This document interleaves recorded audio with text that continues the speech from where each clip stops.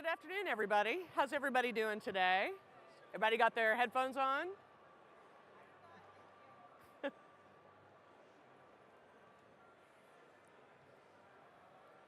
right. So for those of you that have never met me, where's it at?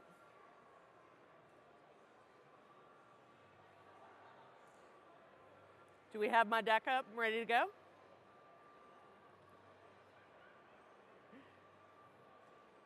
There it is. All right, so there we go. Too many. All right, so for those of you that have not met me, I'm Stephanie Causey. I am with Aspect Software, as opposed to being with Apttus, which is something I tend to say on a regular basis.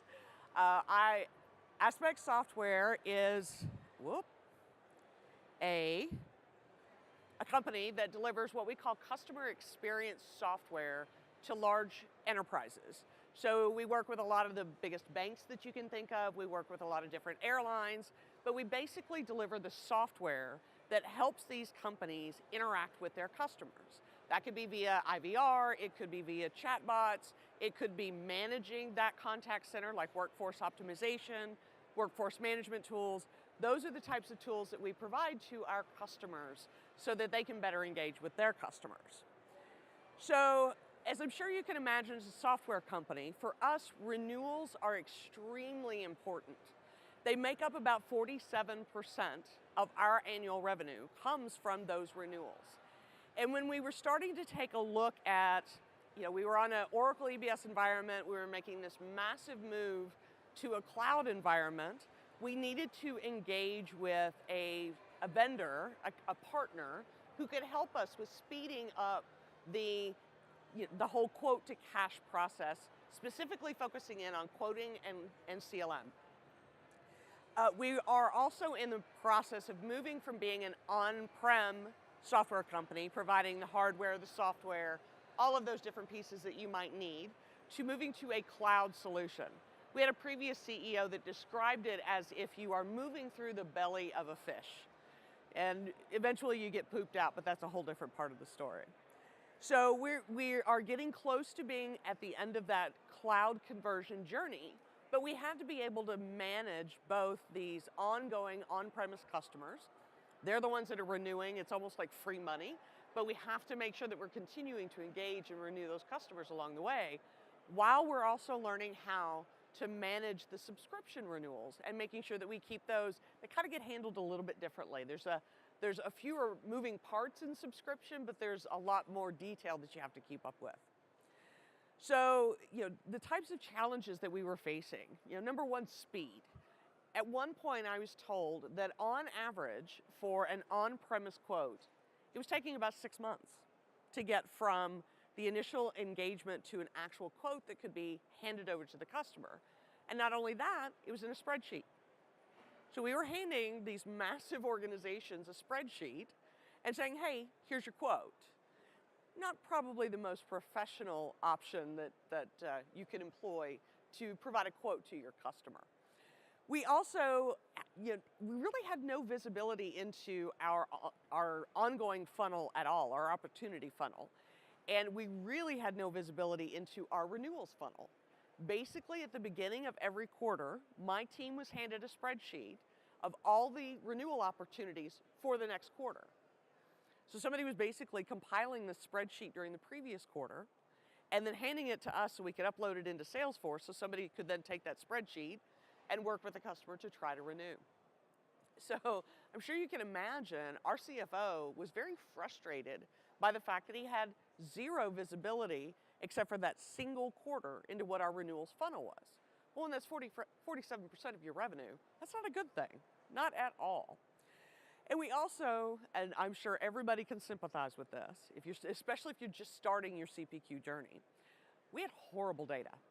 We had a lot of manual touch points. Remember those spreadsheets I mentioned? Those would get doctored up and eventually it would get handed off to our order management team. They would then try to manually enter it into the Oracle EBS environment. Let's just say it was fraught with opportunity to go bad. So we weren't fast, we had no visibility, and what we did see was bad. Not a great combination if we do say so ourselves. So we started taking a look at, all right, what is it that we need to be able to do? One of the big things as a software organization, we're kind of held accountable for VSOE standards within our revenue recognition processes. So for us, most people co-term in year one, and if you don't know what co-terming is, catch me after this, I'll be happy to explain it to you.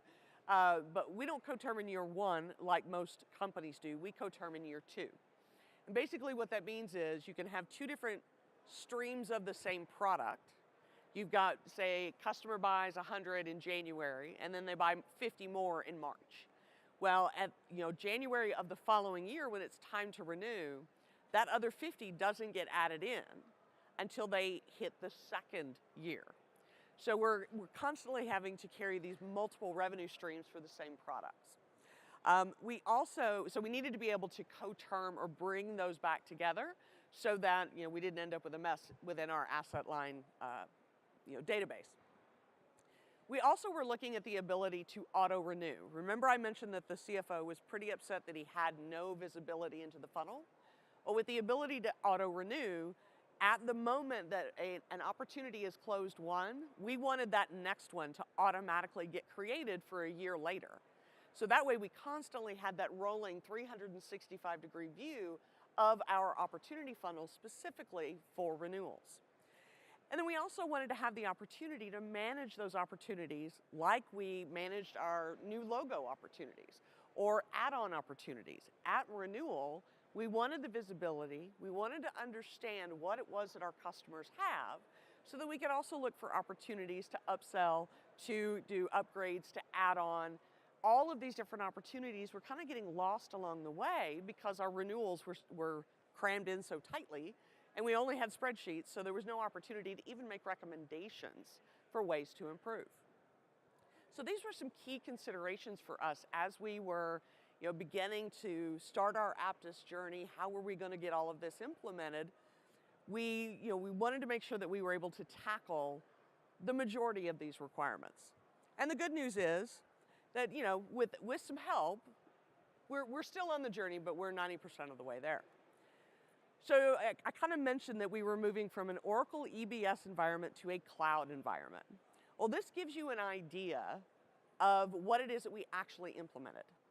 So in the first 6 months, we re-implemented Salesforce. We were already using Sales Cloud, but we re-implemented it because it wasn't a great implementation. We then coupled that with, we did CPQ, we did contract management, we did a lot of the intelligent workflow approvals because we had a very complex approval process that we had not been able to manage within Salesforce. So we kind of connected all of that in with Service Cloud. So we had also, at the same time we're creating that new renewal, the next one for the next year, we're also firing off the Service Cloud, what we call the Service Cloud asset. So the idea, the native assets within Salesforce, because we use contracts and entitlement. So we built a piece that also connects all of this together with the Service Cloud asset process so that we have the ability to continue to maintain that in an automated fashion. We later, about 6 months after we went live in July of 2015 with kind of the basics, the new logo, the add-ons, the migrations, things like that. And then in January of 2016, that's when we went live with renewals. And to be honest, that's when we figured out exactly how bad our data was. And it took us about a year. We had to basically touch every asset in our organization during that year-long renewal process. So we had everything connected, but we were missing a lot of pieces and parts. So there was a lot of dedication by our order management organization to work through all of these different asset records and make sure that we had all the right stuff. So, I'll get to some, key learning items here in just a second. But the first thing that I can tell you is you don't understand your data, then you're going to have trouble. Especially if you're in an environment like ours, where we're doing effectively asset-based ordering, right? So we have to know everything that a customer has in order to be able to figure out what else they need to buy something. So it's all based on asset-based ordering. And if your data is not good, then you're going to have trouble. You're definitely going to have trouble. But even if it's not asset-based ordering, if you don't understand your data going into it, I've been doing SI. I was in the Salesforce SI space for a long time, and I used to tell my customers, if there's anything that's going to kill you, it's bad data. So make sure you understand your data, what's good about it, what's bad about it, and make sure you have a plan. We did not go all the way down the path of the to cash with Apttus because we were also implementing NetSuite at the same time. So NetSuite is our ERP engine, and we basically get everything to the point of a closed-won quote. Once that is done, the quote is then integrated with NetSuite. It goes through the process, the billing process, the fulfillment process, and then that comes back around and triggers the quote lines to then become the asset lines, which then triggers the auto renewal and the creation of the Stars Cloud asset. So the good news is, it's a bit of an interesting journey. We now also have a cloud-based data warehouse. So in the midst of all this, we have Jitterbit that's kind of helping us move the data all the way around the different systems throughout that journey. And we effectively now have a 360-degree view of our customers, their assets, where they are in the renewal funnel, what are all the different pieces that they have. We have the ability now to see all of this. So we achieved it. We got to a point where a renewal on average took anywhere from 1 to 3 days to get in the queue and then be turned around and created as an opportunity or as a quote that could then be billed. That's now 0 days. So think about how big that is. That's 3 days less than it takes to actually get that opportunity and the quote ready for billing. It's 3 days faster to cash. We also went from an incredibly bad data set, as I mentioned. We're now hovering right around 85 to 90% accuracy within our order and asset information. That's huge. So now we don't have all of these manual touch points. It's all automated all the way around, and it all just works. And we went from that quarter, maybe, funnel view into our renewals asset to that kind of rolling 365 degrees. These were huge for us in our organization. I get asked a lot, so how much revenue did you actually make out of it? For us, it's really hard to pinpoint the revenue that came directly from these improvements because we did a lot of other stuff at the same time. But I do know that we couldn't be as successful as we are today with all of this now 360-degree view without Apttus being a core piece of that overall architecture. So we still have more to do. We still, we've got what we call the split. So we have the ability to have the parallel running lines of assets with the different dates. We still have to bring them back together. So we don't have the merge part of coterm, but we're working on it. And we're anxiously awaiting, we were very glad to see the roadmap discussion. We've had some very detailed roadmap discussions because we've got quite a few customizations, as I'm sure you can imagine if we've got this coterm in year 2 thing. So we have been waiting for this kind of critical juncture where most of our customizations are going to be in the native package. And as of right now, it looks like we're going to get to that inflection point this year, which is a huge deal. We want to get to the point where we're on a native package. We're kind of on this weird combo right now. So we're really excited that we're finally going to be able to get to that more native implementation of the Apttus platform. So talking about lessons learned, I already mentioned data. Data is key. If you don't understand how bad your data is, when you try to tackle something like this, you're going to learn how bad your data is, whether you want to or not. And personally, I would rather know how bad the data is before I start, so I can plan for it, then kind of figure it out as you go, like we did, and see really how bad it is. Like I said, we had to come up with a plan on the fly. It took us a year, but we got to a significantly improved level of data accuracy. But it took a lot of hard work to get there. I also strongly encourage simplification. Simplify, simplify, simplify. I can't say it enough. As much as possible, try to remove those business processes or change those business processes so that they can better align with what the tool does natively. I mentioned that kind of co-term in year 2. I'm still fighting with my executives trying to get that removed from our business processes. And so far I haven't won, but I've got my fingers crossed that maybe in this next iteration I'll be able to get that one out. Also, make a commitment. You know, I don't know about you guys, but you go to Dreamforce and one of the first things you hear is, if it's not in Dreamforce, it doesn't exist. Well, that's true. Because if you're not making a commitment to your tool and to the process, then all of this means nothing. Because people are going to be allowed to do whatever the heck they want to do. They're going to, create a giant mess for you for me, that they're going to look at IT and go, well, fix it. I don't know how. Tell me how to fix it and I'll fix it. But you got to make that commitment. You got to make a commitment to the tools and the process, because you've got to make it impossible. Because otherwise they're going to find, these are salespeople. Sorry if there's any salespeople in the crowd. Yeah, you've heard. Salespeople will find a way around the process if you give them the opportunity. And then keep in mind that you have a rich set of automation tools at your hand. As much as possible, automate those manual business processes. Because the more of the manual touch points you take out of the process, the better chance you have of actually getting to a true flow of information throughout that cycle. The minute you kind of put manual touch points in, it's going to slow things down. Or it's going to give you the opportunity for things to go bad. And that's one thing you definitely don't want.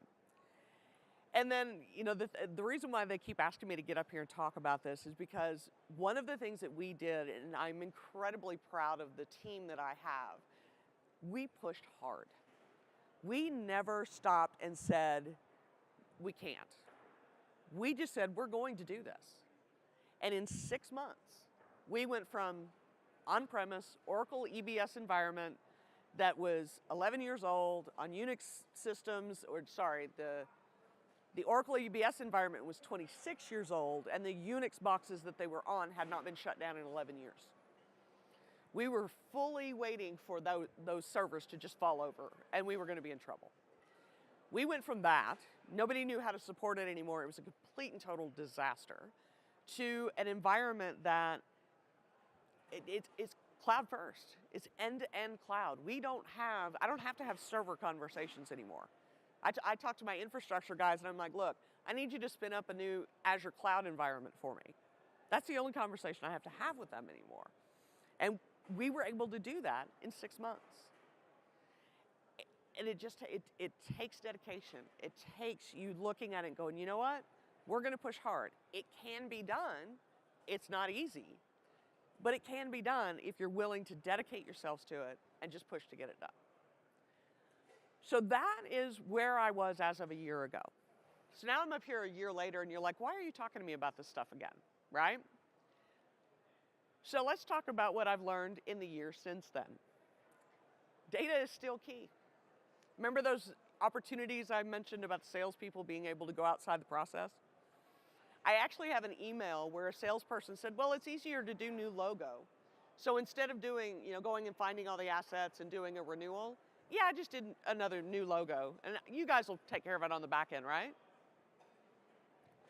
I have that in an email. So I've had to have some very interesting conversations with my sales operations people about, look, these are your processes. But you got to understand everything is connected now. So if you do something wrong at the very beginning, by the time it gets to the end and we're trying to support the customer, it's a nightmare. So data is still key. You got to make sure that you are dedicated to those processes and that you ensure you are enforcing the rules along the way, because otherwise your data is going to go bad in a very short period of time. You got to make sure that you got dedication to that. Customizations are really hard to get rid of. Remember when I said try to align yourself with the processes in the system as much as possible? Please do yourselves a favor and as much as possible, try to get rid of those co-term in year 2 type situations, because it will hamstring you along the way. You'll eventually get to a point where you're like us and you can't upgrade, right? We've got this kind of interesting hybrid environment that works really well, but I can't upgrade it. So I can't take advantage of all the great new features that have come out since about a year and a half ago. because we've been waiting for that kind of inflection point. Like I said, really excited. I think we're there. I just got to get my executives to let go of co-term in year 2, and then I'll be very happy. But customizations are really hard. They're really hard to get rid of. But there's also something to be said for being stable. We've been stable for over a year and a half now. And I had a year of pain before that, where I had a run rate of about 300 open IT tickets every day. Every day. And I have 26 people trying to keep up with that. We weren't very successful. We tried really hard, but we weren't successful. So we had that year of pain. And not only did we go through that, sales went through it, sales ops went through it, finance went through it, everybody in the company felt the pain of this year that it took us to get through this bad data mess. So it's let's just say that there's some leaders that I go to them and say, okay, guess what? We're probably going to be able to do that upgrade this year. And they go, what if I don't want to? It works. If it ain't broke, don't fix it. And I'm like, oh no, please. Because, we've got some technical debt that's building underneath the covers there that we know we've got to get rid of. But there's something to be said for stable. I've got a team that's actually been able to take vacations over the last year. It's actually been a great thing. People have actually been able to relax and get some sleep as opposed to how we spent that kind of year and a half of our journey. But people have long memories, and executives especially have long memories when you don't want them to. They have short memories when you want them to have the longer memories, but it's all right. But they remember really well how bad it can be. So I like I said, I've had some great conversations here at Accelerate this last couple of days. I'm excited to be able to go in and have a conversation with my executives now about the value that we can get if we can just get rid of co-term in year 2. So I'm hopeful. We'll see if it actually ends up working out in the end. But I am hopeful that we'll be able to get to a real version. But if you can, stay away from those customizations, because they will definitely make your life really hard. So with that, I think I'm through talking, at least for the moment. Does anybody have any questions? I know if you say them to me, I can always say them into the mic and you'll be able to hear them. Yes, sir.